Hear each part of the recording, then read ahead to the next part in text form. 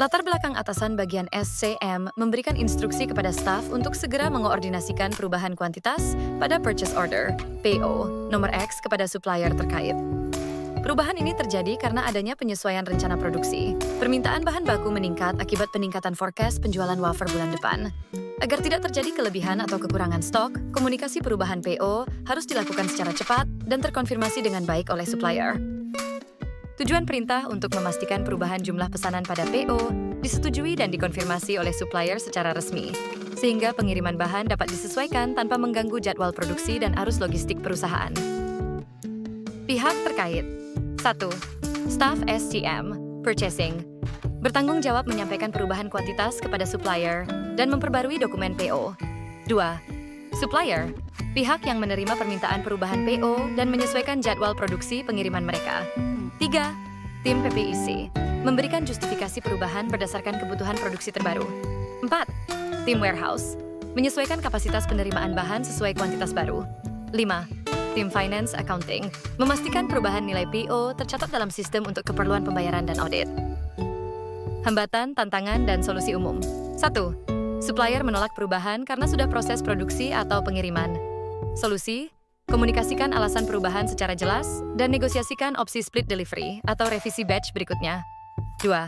Kesalahan versi dokumen PO, antara lama dan revisi. Solusi: gunakan sistem ERP dengan kontrol versi dan pastikan setiap revisi memiliki nomor revisi resmi. 3. Keterlambatan konfirmasi dari supplier. Solusi: kirim follow-up terjadwal dan eskalasi ke atasan bila supplier tidak merespons dalam waktu tertentu. Langkah penyelesaian. Langkah 1. Terima instruksi dari atasan SCM mengenai perubahan kuantitas pada PO nomor X. Langkah 2. Cek alasan perubahan dari PPIC atau Production Planner untuk memahami kebutuhan aktual.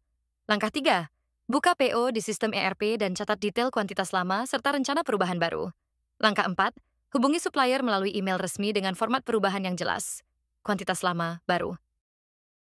Langkah 5. Sertakan alasan perubahan dan permintaan konfirmasi tertulis dari supplier. Langkah 6. Jika supplier memerlukan waktu evaluasi, jadwalkan batas waktu respon agar tidak mengganggu lead time. Langkah 7.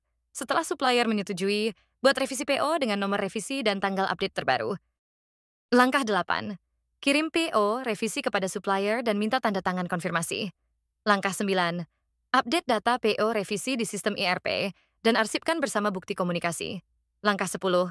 Informasikan perubahan ke PPIC, Warehouse, dan Finance agar semua pihak menggunakan data kuantitas terbaru. Pengetahuan terkait. Kemampuan dan pengetahuan. Menguasai komunikasi bisnis formal, konsep change management dalam procurement, dan dasar-dasar ERP. Alat yang harus diketahui. Sistem ERP, SAP atau Oracle. Microsoft Excel untuk perbandingan PO. Email resmi perusahaan. Dokumen pendukung.